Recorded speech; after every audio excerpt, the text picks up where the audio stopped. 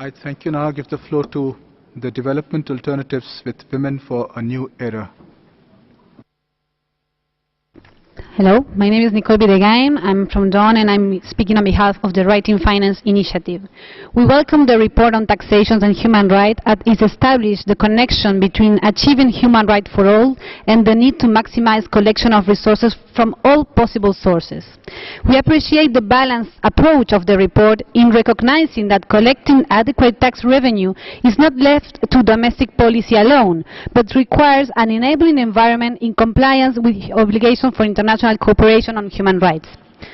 Applying the principle of equality and non-discrimination to taxation implies to shift the burden from consumption taxes paid by women, people living in poverty, and other groups facing structural discrimination, such as gays, lesbian, and trans people who are in the bottom of the income distribution, to progressive taxation systems, including profitable sectors and economic actors who are currently undertaxed.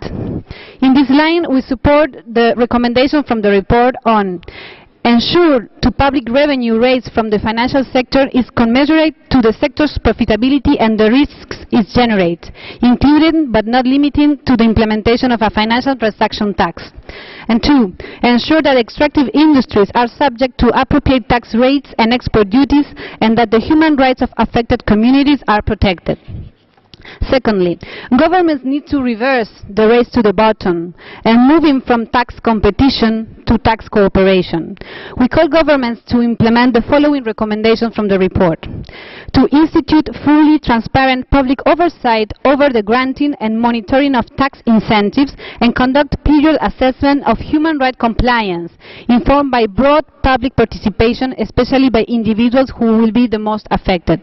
Secondly, to adopt country-by-country reporting standards for all transnational corporations and to full disclosure of beneficial ownership of registered companies through national public registers, and to developing a multilateral global system of automatic tax and information exchange.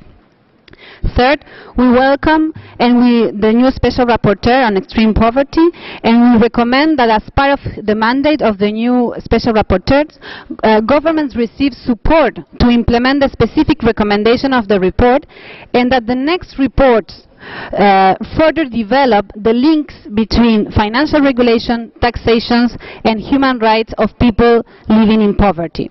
And to conclude, we endorse the proposal to include a commitment to align fiscal policy with human rights obligation as a central part of the post-2015 development framework. Thank you very much.